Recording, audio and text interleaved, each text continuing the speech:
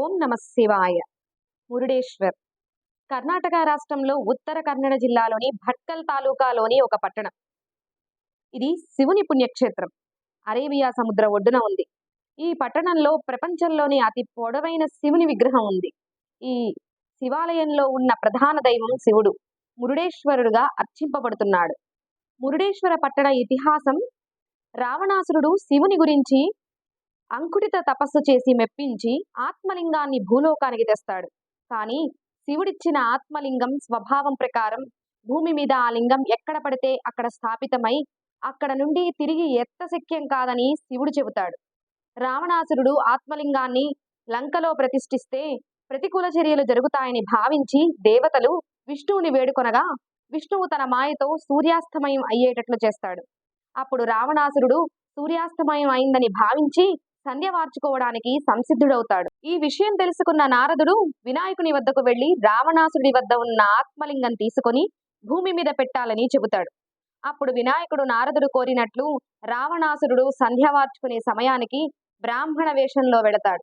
ఆ బ్రాహ్మణ బాలకుడిని చూసిన వెంటనే రావణాసురుడు తాను సంధ్య వార్చుకొని వస్తానని ఆ బాలకుడిని లింగాన్ని పట్టుకోవాల్సిందిగా కోరతాడు.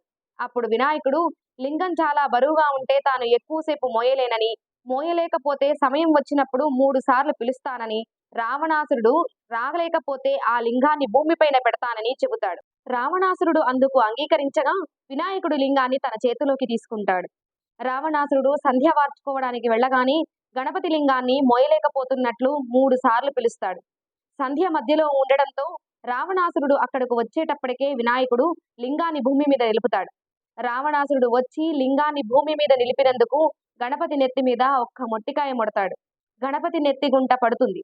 వినాయకుడు భూమి మీద నిలిపిన స్థలం గోకర్ణ. మురుడేశ్వర లింగం పడిన భాగాలలో ఒక ప్రదేశం.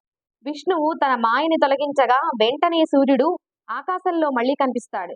ఈ విషయాన్ని గ్రహించిన రావణుడు ఎంతో కోపోద్రికుడై ఆత్మలింగాన్ని తన చేతులతో పెకలించగా ప్రయత్నం చేశాడు.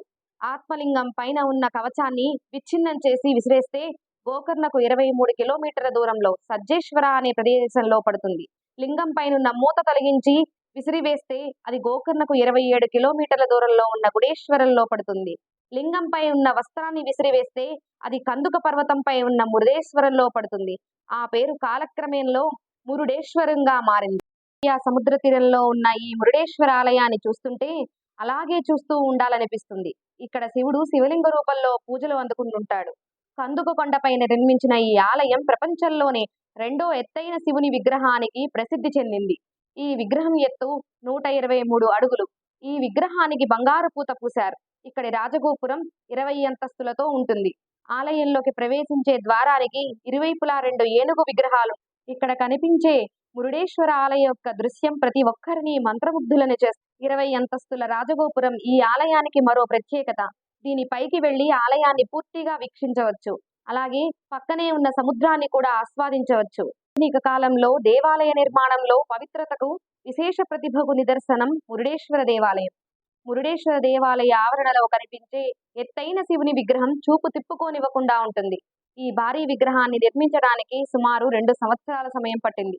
మురుడేశ్వర విగ్రహ ఆవిర్భావానికి సంబంధించిన కథలను తెలియజేసే శిల్పాలు, చిత్రాలు ఆధునిక భారతదేశంలో అత్యుత్తమ శిల్పకళకు నిదర్శనాలు. ఈ క్షేత్రం చాలా ప్రాచీనమైనది. శిథిలావస్థ దశ నుండి ఇప్పుడు భక్తులను ఆకర్షించేలా మారింది అంటే అందుకు కారణం ఆర్ఎన్ శెట్టి అనే భక్తుడు.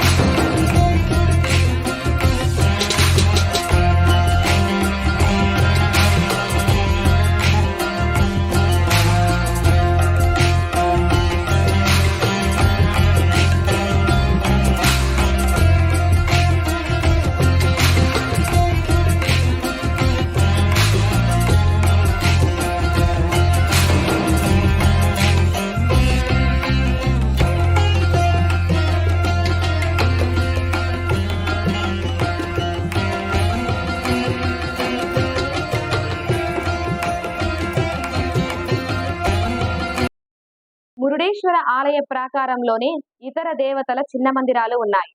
వాటిలో గణపతి మందిరం, గౌరీ మందిరం, దత్తాత్రేయ, సుబ్రహ్మణ్య, ఆంజనేయ మందిరాలు ముఖ్యమైనవి. ఇక్కడ భక్తులు ప్రతిష్ఠించిన నాగప్రతిమలు కూడా ఉన్నాయి. దేవాలయ ఆవరణంలో ధ్వజస్తంభం, నంది మండపం, యజ్ఞ మండపం కూడా ఉన్నాయి. ఇక్కడ యాత్రికులు ఉండడానికి వసతి గృహాలు, హోటళ్లు ఉన్నాయి. మురుడేశ్వర ఆలయం ప్రతి భారతీయుడికి గర్వకారణం. ప్రతి భారతీయుడు సందర్శించవలసిన పవిత్ర పుణ్యక్షేత్రం మురుడేశ్వరం. ఇవి మురుడేశ్వర విశేషాలు.